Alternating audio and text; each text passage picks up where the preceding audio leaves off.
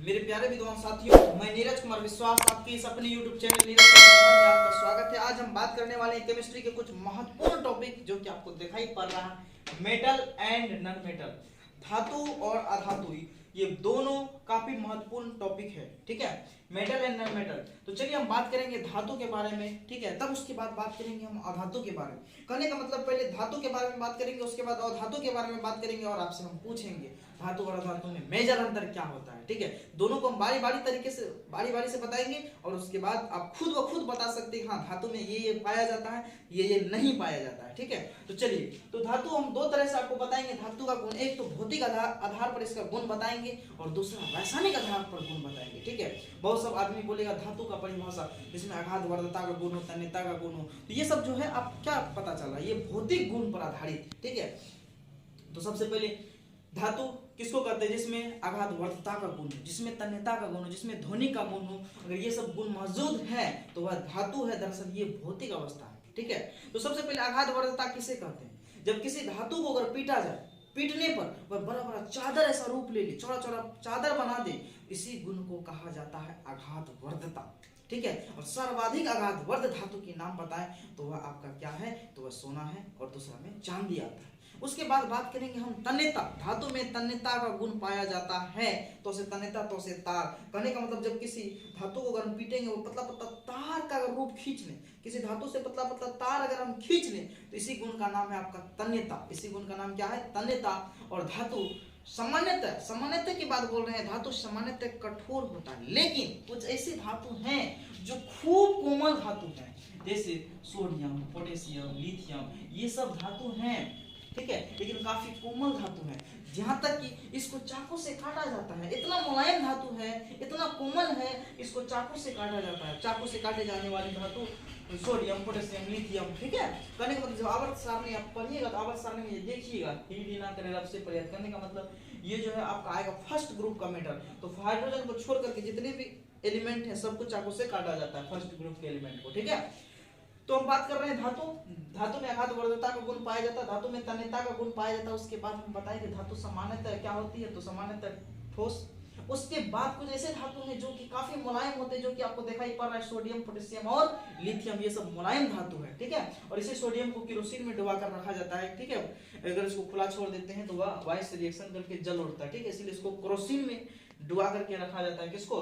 तो सोडियम को, ठीक है। उसके बाद हम बात करेंगे ध्वनिक। धातु में एक विशेष प्रकार का गुण ये भी है ध्वनिक। कहने का मतलब है जिससे अगर कोई धातु को अगर हम पीटते हैं, उससे एक प्रकार की आवाज निकलती है, एक विशेष प्रकार की आवाज निकलती है, और उसी गुण को कहा जाता है आपका ध्वनिक कहा जाता है, ठीक है। तो कहने का मतलब अभी हमने ये सब जो बताया, धातु में आघात वर्धता का गुण पाया जाता है, तन्यता का गुण पाया जाता है, धातु कठोर होता है सामान्यतः, लेकिन कुछ मुलायम भी होते हैं धातु। वो तो अपवाद में, दुनिया में अपवाद हर जगह है, दुनिया में अपवाद हर जगह है। अगर पूछेंगे मनुष्य को एक हाथ में 5 उंगली होता, कहेगा सर मेरे गांव में एक आदमी है उसके हाथ में 6 उंगली है। दरअसल वही तो अपवाद है, ठीक है, इसलिए अपवाद हर जगह है।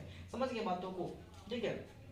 उसके बाद हम बात करेंगे अधातु पर। कहने का मतलब अधातु में आघात वर्धता का गुण नहीं पाया। और धातु में एक और चीज है कि धातु जो है सामान्यतः ठोस अवस्था में होता है, लेकिन एक ऐसे धातु है पारा जो कि क्या होते हैं, द्रव अवस्था में पाए जाते हैं, द्रव अवस्था में पाए जाते हैं, ठीक है। पारा किस अवस्था में पाया जाता है? द्रव अवस्था में पाया जाता है, ठीक है। अब हम बात करेंगे अधातु अर्थात नॉन मेटल पर बात करेंगे। किस पर? नॉन मेटल पर। तो अभी हमने देखा कि धातु में आघात वर्धता का गुण पाया जाता है, अधातु में आघात वर्धता का गुण नहीं पाया जाता। तो कहने का मतलब अधातु में आघात वर्धता का गुण नहीं पाया जाता है, इसमें तन्यता का गुण नहीं पाया जाता है, इसमें ध्वनिक का गुण नहीं पाया जाता है, यह भंगुर होता है। तो ये सब गुण किसमें पाया जाता है? तो ये सब गुण अधातु में पाया जाता है। इस आधार पर हम बता दें आपको, भौतिक आधार पर धातु और अधातु का गुण। अब हम बात करेंगे रासायनिक आधार पर धातु और अधातु का गुण जो है रासायनिक आधार पर बात करेंगे, ठीक है। अगर मान लीजिए आपको दे देगा सोडियम, दे देगा पोटेशियम, दे देगा ऑक्सीजन, दे देगा क्लोरीन, कैसे जानिएगा कौन धातु है कौन अधातु है? आप क्लोरीन को देखे ही नहीं है,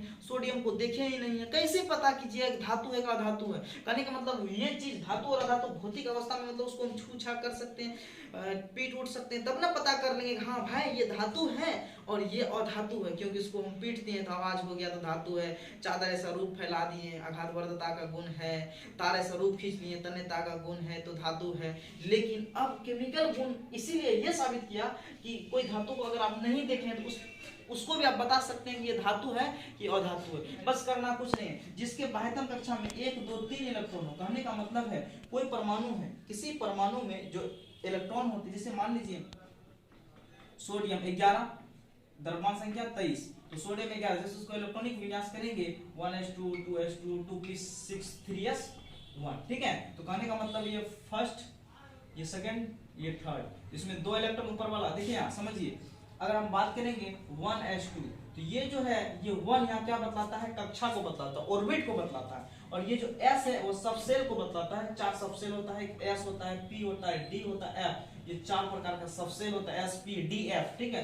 और ये जो पावर है ऊपर जो है इसको ये क्या बतलाता है, इलेक्ट्रॉन को बतलाता है। किसको बतलाता है, इलेक्ट्रॉन को बतलाता है। तो बोलिए इसमें 2 इलेक्ट्रॉन है, इसलिए दोनों दूसरा घर ही सेम है, तो 6 2 8 और ये हो गया 1। तो कहने का मतलब हम क्या बोले, जिसके बाह्यतम कक्षा में 1 2 3 अगर इलेक्ट्रॉन रहेगा तो वह आपका कहलाएगा मेटल। जिसके बाह्यतम कक्षा में 1 2 3 इलेक्ट्रॉन रहेगा तो वह मेटल कहलाएगा, ठीक है। इससे बात करेंगे magnesium 12, 1s2 2s2 2p6 3s2, तो कहने का मतलब 2 8 2, ठीक है। तो ये बाह्यतम कक्षा में 2 आ गया, ये 1 आ गया, तो ये भी मेटल होगा। एल्युमिनियम डायरेक्ट लिख देते हैं 13, तो 2 8 3, एल्युमिनियम क्या हो गया 13। इसके बाह्यतम कक्षा में देखिए 1 2 3 इलेक्ट्रॉन आ जाए तो समझ जाना होगा मेटल है। अब जिसके बाह्यतम कक्षा में 3 के बाद क्या आएगा, 4 हो जाएगा, तो वह आपका हो जाएगा उपधातु। क्या हो जाएगा, उपधातु, ठीक है। अब 5 आ जाए, 6 आ जाए, 7 हो जाए, तब वह जो होगा आपका नन मेटल होगा। क्या होगा, नन मेटल होगा। अब सर 8 आ जाए, अगर 8 आ जाए तो वह इनर्ट गैस हो जाएगा। क्या हो जाएगा, अकड़ीय गैस हो जाएगा। समझ गए, जिसके बाह्यतम कक्षा में 8 इलेक्ट्रॉन आ जाए तो वह अकड़ीय गैस होगा। जिसके बाह्यतम कक्षा में 5 6 7 इलेक्ट्रॉन हो जाए तो वह आपका क्या हो जाएगा, नन मेटल होगा। बोलिए यहाँ तो मेटल समझ में आया।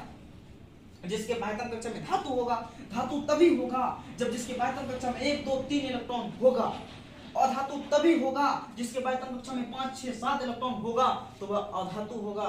जिसके बाह्यतम कक्षा में 1 2 3 इलेक्ट्रॉन होगा तो वह धातु होगा। और जिसके बाह्यतम कक्षा में 4 इलेक्ट्रॉन होगा तो वह उपधातु होगा।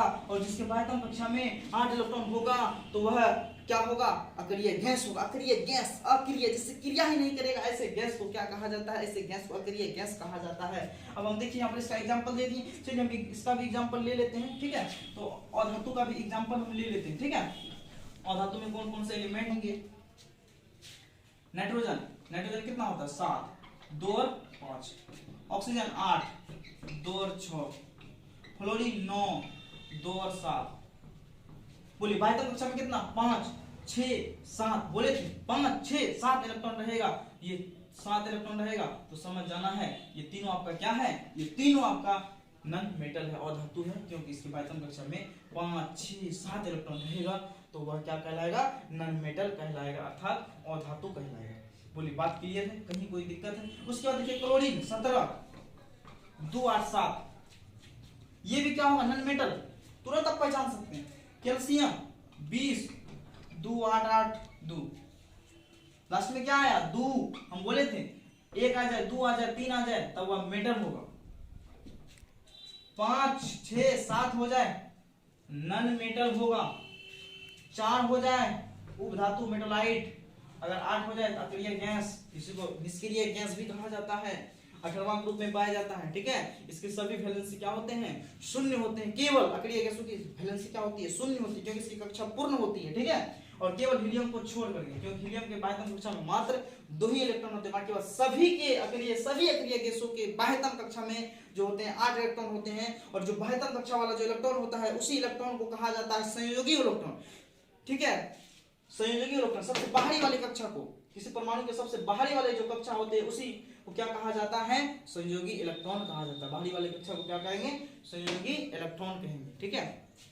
ये आपका कंप्लीट रूप से मेटल और नॉन मेटल, इसमें भी और पार्ट बी भी पढ़ना आपको, ठीक है। ये पार्ट हम, ये वीडियो बड़ा हो गया था इसीलिए हम इसको पार्ट ए में सम्मिलित स्टॉप कर दिए, ठीक है। अब पार्ट 2 जो चलेगा वो आपका इससे और बड़ा लेवल पर चलेगा, और सारे एलिमेंट का गुण पढ़ेंगे, कौन कौन धातु है, धातु का क्या क्या गुण होता है उसके बारे में बात करेंगे, और धातु के गुणों के बारे में बात करेंगे। बहुत सारा धातु लेंगे, ठीक है। इसी में जो धातु लेंगे सोडियम, मैग्नीशियम, ठीक है, एल्युमिनियम का क्या क्या गुण है, इसका उपयोग कहाँ कहाँ करते हैं, इसके कौन कौन से यौगिक हैं, तो ये सब कंप्लीट सेकंड वीडियो में करेंगे, ठीक है। अगर आपको लग रहा है कि पार्ट 2 भी सर पढ़ाइएगा तो आप कमेंट बॉक्स में अवश्य अपनी राय दे सकते हैं, नहीं तो पार्ट 1 तक ही सीमित रहेगा। अगर वीडियो बढ़िया लगा होगा तो आप अपने पार्ट 2 का मांग करेंगे, अगर बढ़िया नहीं लगा होगा तो नहीं मांगेंगे, तो हम नहीं बनाएंगे वीडियो, ठीक है। लेकिन अगर वीडियो अच्छा लगा है, ये भी वीडियो अगर अच्छा लगा होगा तो अवश्य सब्सक्राइब कर दें, क्योंकि आपका एक एक सब्सक्राइब का महत्व है, आपका एक एक सब्सक्राइब हमें मिलियन तक पहुंचा सकता है।